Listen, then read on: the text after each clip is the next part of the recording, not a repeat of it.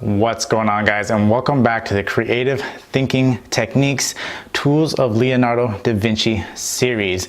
Now, my name is Marcus. This is the Silver Ignite, and in my last video we talked about how to sharpen your senses to be present and to be able to distinguish between the different textures, to be able to distinguish between different tastes, to heighten your senses, which will allow you to build more creativity. Because when you are comparing and contrasting different senses, whether that be through texture, whether that be through taste, sight, hearing, this allows you to cultivate more creativity.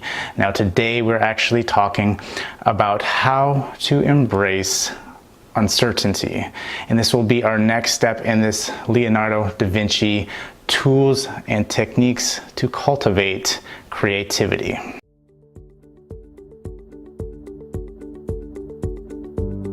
So how exactly does embracing uncertainty actually help us be more creative? Because we always see uncertainty as something that is associated with anxiety. And anytime you try to go on an endeavor, you don't know what the outcome is going to be. And that can lead to a lot of anxiety, a lot of stress, a lot of not knowing, right? Because you don't know what's going to come. Now, this is what Leonardo da Vinci actually helped him, develop many different, creative ideas that were hundreds of years ahead of its time, such as flight, such as armored vehicles.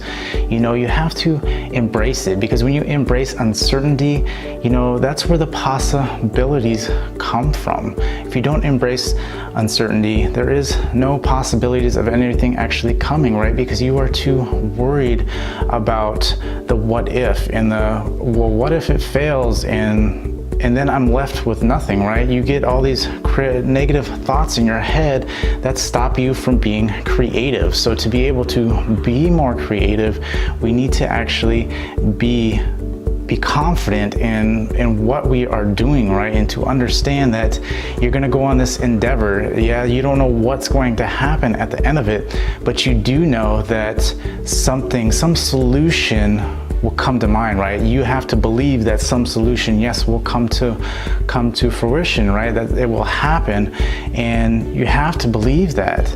And even if not, even if it doesn't, you can be the same person that will say, okay, well, I didn't get a solution, but you know what? It was a great experience.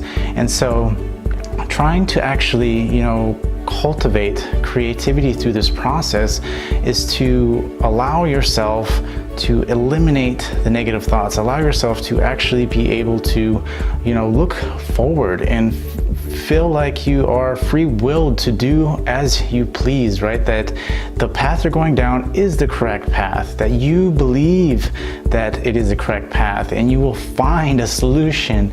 But even if not, that's perfectly okay, because it's about the experience, right? You're still going to get some experience out of it that can help you, right? And this is going to allow you to be more creative and actually, start thinking outside the box, because you aren't, again, worried about those negative thoughts, right? Because if you start thinking more about that, your mind is just going to be overtaken by these different negative thoughts, and that's not going to help you foster creative ideas when you are more worried about the outcome as opposed to focusing on what you are actually doing. So now what I want you guys to do is actually think of a situation where you're actually met with ambiguity. And that particular situation can be opening a new business, right? There is a lot of anxiety associated with that because you have a lot of uncertainty, right? This is one of the biggest things that we have to try to pinpoint as far as anxiety, right? Because when you're thinking about that business venture, you do get some sort of anxiety, and a lot of people don't really know that they are dealing with anxiety, right, until it gets to a point to where the walls start closing in. But what we need to understand is that we want to try to pinpoint it, right? We want to actually look into how we are feeling, and then look where in the body, right? When you are thinking about, this new endeavor, right? Where is the anxiety coming from? Can you pinpoint it? You know, search your body. You want to start, you know, becoming more adapt to, you know, being more self-aware, right? And being able to understand that, okay, where does this feel, right? Maybe it's in your leg, maybe it is in your chest, maybe, I mean, who knows, right? It's different for everybody. So try to pinpoint that anxiety and then try to, you know, describe it, right? How does it make you feel? How does the anxiety make you feel? Do you feel like, you know, your shortness of breath? Do you feel like, you know, you feel like the walls are closing in? I mean, there are just many different ways you can describe it, but not only that, not only do you want to describe it, perhaps, you know, throw in something like, what color does that make you think of, right? When you think of that anxiety, maybe that color of anxiety makes you think red just for any reason. That's the first color that pops to my mind, right? And think of it like that, or think of a shape, right? Maybe I think of, you know, something pointed. Maybe I think of like a star or something for whatever reason, but that is the first shape that I think of, right?